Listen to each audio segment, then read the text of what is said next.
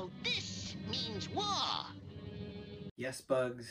Yes, it does. Welcome back to another Daily Dose of History, and welcome to a brand new chapter in our American history. Before we begin today's video, I can't believe you guys let me do an entire video with my collar popped up. Take a look.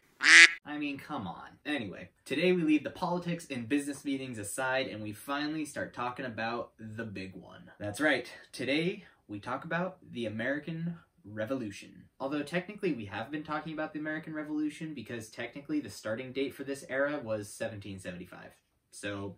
But generally when people hear the term American Revolution, they think of the war, so it all works out. Now we know that Great Britain and the colonists are vaguely familiar with this concept of war, but since the French and Indian War ended 12 years before this, things have drastically changed for both groups of people. For example, from 1775 to 1783, the colonists fought the British to win their independence. At first, Great Britain seemed sure to succeed.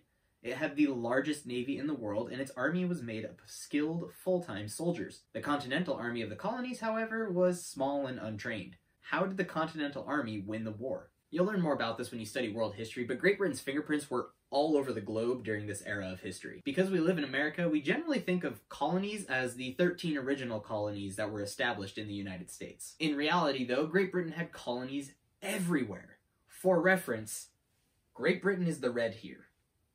And that's the whole Earth. It just so happens that the stubborn British colonists, the ones that decided to establish their roots here, were the ones that wanted to become a new country after the fact. Wasn't really the case with all the other colonies around the globe. But the point is, because Great Britain was establishing colonies everywhere around the world, they needed lots of troops to help things go smoothly. And because Great Britain really is just a giant island, having capable ships along trade routes to establish colonies was an absolute must. Hence the ridiculously large number of boats in the British Navy. Meanwhile, the colonists had a very teeny tiny amount of anything war-related at all. Remember, the first group of colonists that came over here in the 1600s were coming over here for religious freedom, and so fighting a war wasn't really top on their priority list. But speaking of religion, if you've ever heard the Bible story of David and Goliath, then you already have a pretty good understanding of what the British Army was compared to the Continental Army. So what exactly will we be learning about in this chapter?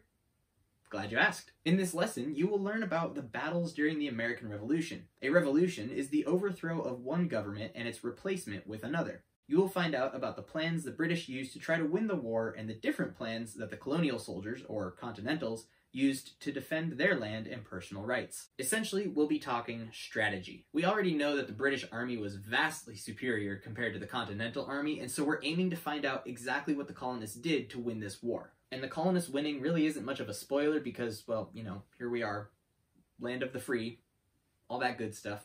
The next paragraph in our text sheds a little bit of light about what the colonists did. Although the British won many battles, the Continentals had some advantages. They had stronger reasons for wanting to win the war. They were defending their homes and fighting for their rights and freedom. Unlike the British, the Continentals were fighting on familiar land and had better knowledge of the area. The struggling Continentals also made foreign allies who provided support. When I read that for the first time, one of my favorite book series came to mind. In her book, Harry Potter and the Order of the Phoenix, J.K. Rowling drops a dandy of a quote, that even though we've got a fight ahead of us, we've got one thing that Voldemort doesn't have.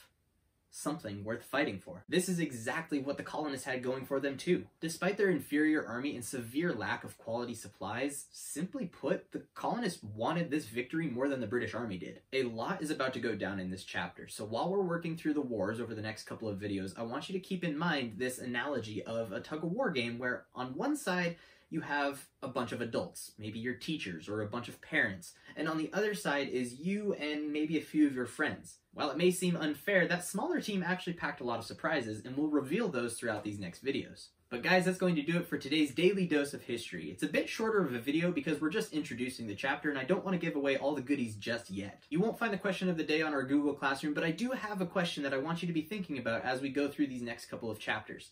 Have you ever been in a situation where you were clearly the underdog, clearly the inferior person in that match, and yet you still came out on top? That's all I have for you today, but make sure you tune in all the other days after this because you're not going to want to miss what I consider the most exciting part of American history. See you tomorrow!